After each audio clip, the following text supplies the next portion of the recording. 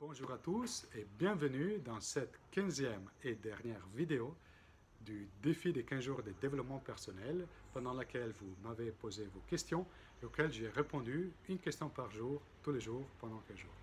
La question d'aujourd'hui est la question de Tarek qui demande comment vivre et ressentir l'instant présent. Avant de répondre à cette question, je voulais vous remercier pour toutes les réactions que vous avez eues aux vidéos précédentes. J'ai vraiment adoré passer ces 15 jours d'affilée en votre compagnie.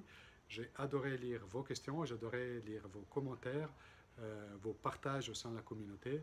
Ça m'a vraiment donné beaucoup de plaisir de pouvoir être avec vous pendant ces 15 jours.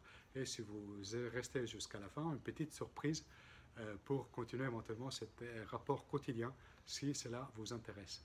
Donc pour les personnes qui ne me connaissent pas, je m'appelle Matteo, je suis le créateur de la chaîne YouTube Mind Parachutes.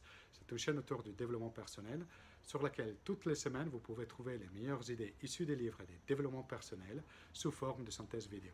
Si vous souhaitez vous améliorer et apprendre de nouvelles choses, je vous invite à vous inscrire et à activer les notifications de manière à être informé à chaque fois qu'une nouvelle vidéo est publiée.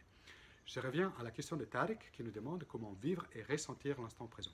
Bon, quand j'ai lu la question, finalement, je n'ai pas eu des énormes doutes vers quel bouquin m'orienter pour essayer de trouver les bonnes réponses. C'est les bouquins Le pouvoir de l'instant présent de Eckhart Tolle, qui pour moi a été une vraie révélation quand je l'ai lu. Je ne connaissais pas Eckhart Tolle, je ne connaissais pas finalement toute cette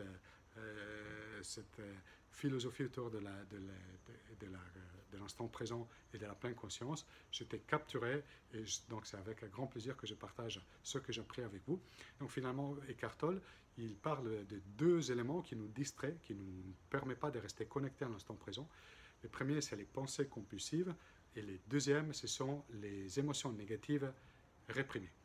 Et donc, pour les pensées compulsives, finalement, c'est cette voix qui tourne sans cesse dans notre tête, qui continue un bavardage tout le temps, 24 heures sur 24. Voilà.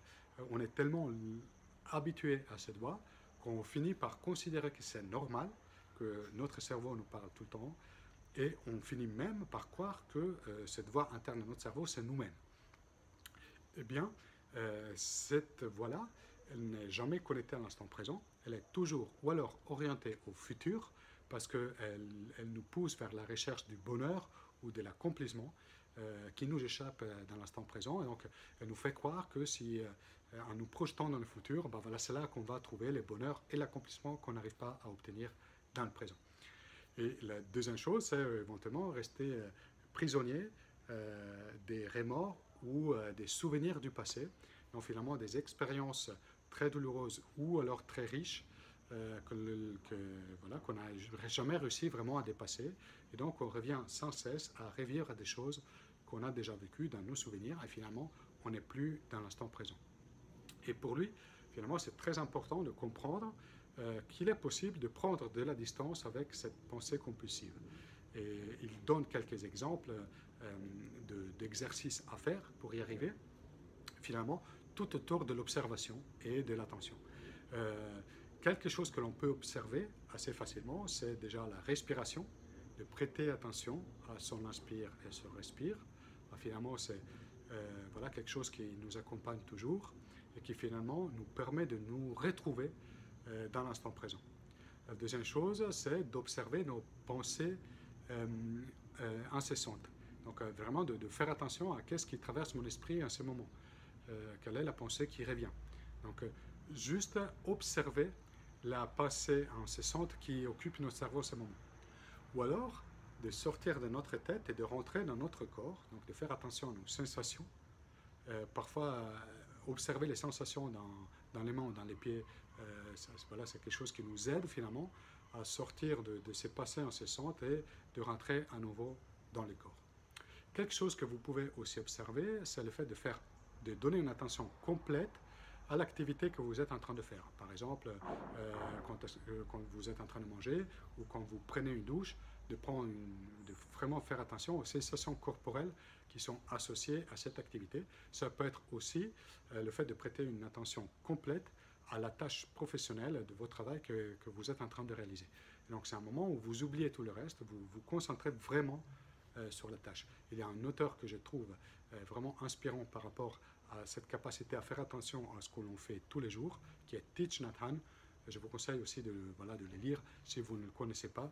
Il donne vraiment beaucoup de clés sur comment nous connecter à l'instant présent, comment développer notre pleine conscience à travers nos activités quotidiennes.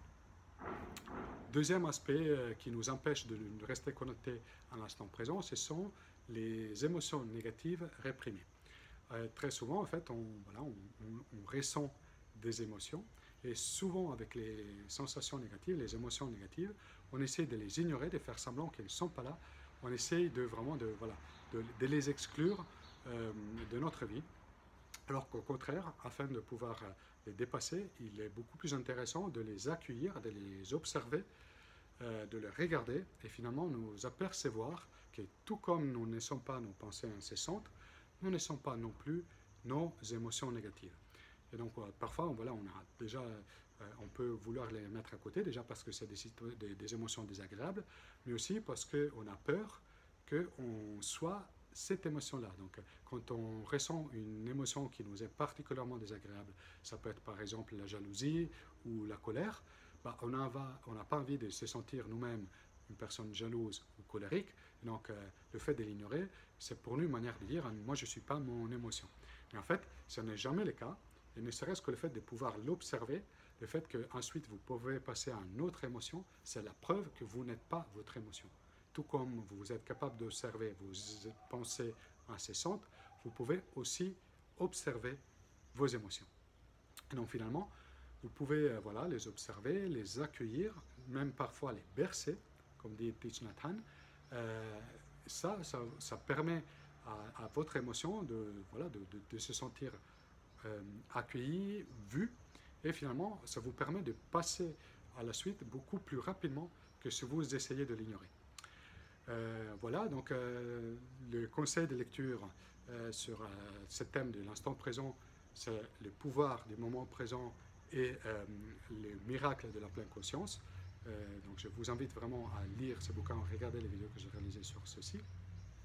C'était les derniers conseils que je vais vous donner dans cette série de vidéos de 15 jours.